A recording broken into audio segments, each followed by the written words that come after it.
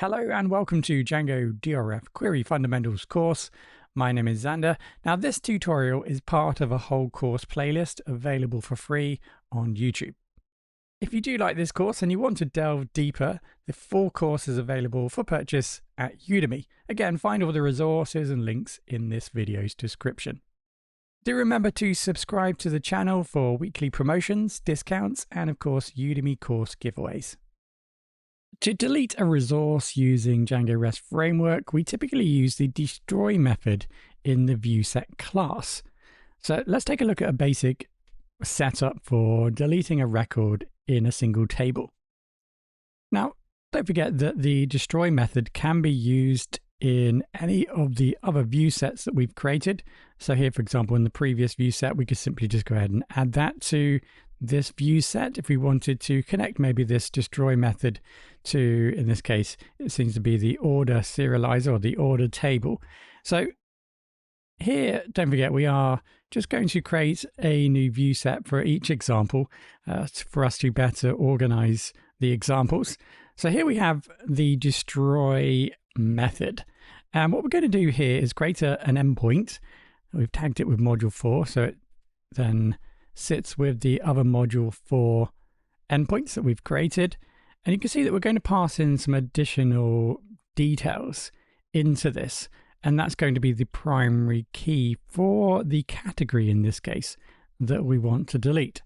So here we're simply going to set up an endpoint where we need to specify the primary key, a single primary key for a record that we want to actually remove from the table.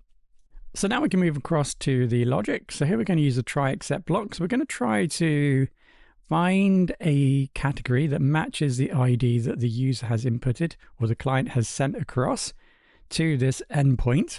And for that, we use category. So specifying the category table, we're then going to use the get function or get method to pass in the primary key to extract a single record. So here we're using get to return a single record from the database based upon us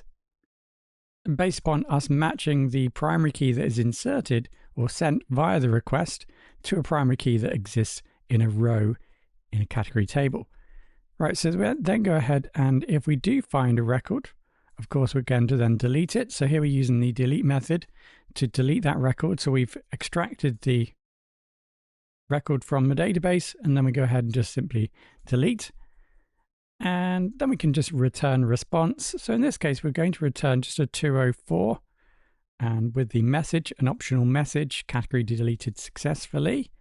And of course, if there is an issue with finding an individual record that matches the primary key that's specified, then this category will not exist, in which case we will capture that error and return the correct response. So we're going to return a 404 in this case, category not found. Right, so I have deleted and restarted all my containers. So optionally, you can do that too if you need to. So with the containers started, I've refreshed the document page, so localhost :8000/docs. So that should take you to the docs if you haven't already found that.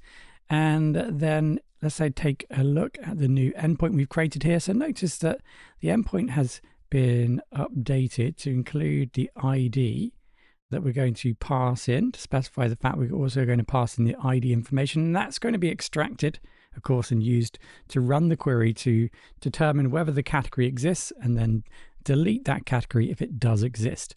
So let's try that out. Let's pass in an ID. Now, we don't have a category, so that should return an error. So that just captures the error category not found as we have defined in our view. Right, so let's add a category. So we do have a category endpoint here. So we can add a new category quickly. So let's just remove the parent. We won't need that. Let's call this category 1. I think that's pretty much all we need there. So let's add that. So we do have now a category, and you can see that has a category of ID number 2. So let's see if we can now delete that.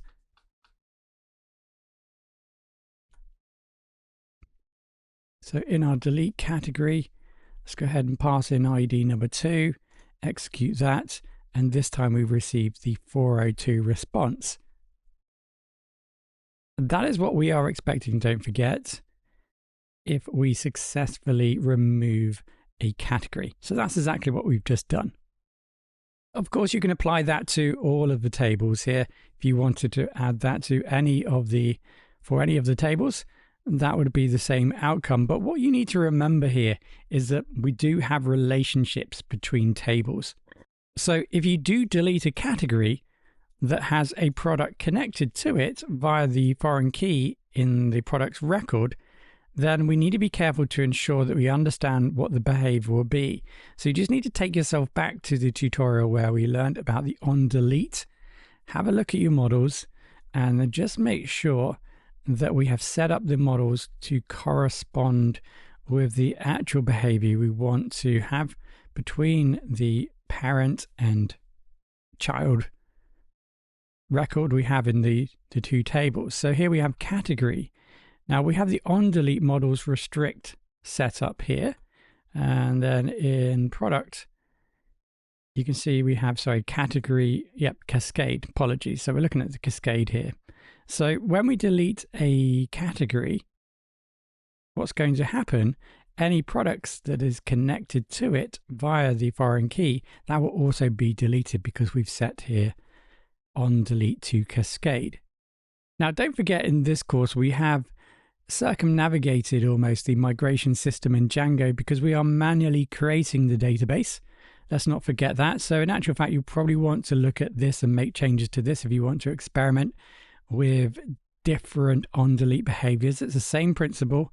So here in the category table and the product table, you can see that the foreign key we've set to onDelete cascade. So it is the same as our models as it stands, but remember, we are loading up initially the database with this SQL code. You will need to change the SQL code if you want to match the behavior in the database to what you expect to find when you run your ViewSets. So what you might like to do is make some changes to the SQL. Go ahead and add some categories and products and just view the behavior of the different types of onDelete behaviors to make sure that you're comfortable in your understanding of the behavior when the corresponding data is deleted when working with tables that have foreign key connections to other tables. And of course, that will also apply with one-to-many relationships. So let's just imagine here we set up some data in the promotion event. So we have a promotion event, we add some products, and then we go ahead and add products to promotions. That data is going to be stored here in the linked table because of the many-to-many relationship between products and promotion events. So when we delete a product, and for example, we set the foreign key here to cascade, it means that if we delete a product, it will also delete any entries in the product promotion event that is related to that product. That seems like a good idea potentially in that case. So it won't delete the promotion events. It should just delete the data in the linked table. Whereas in category and products, if we set the products foreign key to cascade, we need to be careful because if we delete a category that's connected to, say, 1,000 products, then all those 1,000 products will be deleted. Don't forget, products is connected to stock management as well. So if we delete a product, we also need to think about the knock-on effect it might have on the stock management, because remember, we have this foreign key relationship here.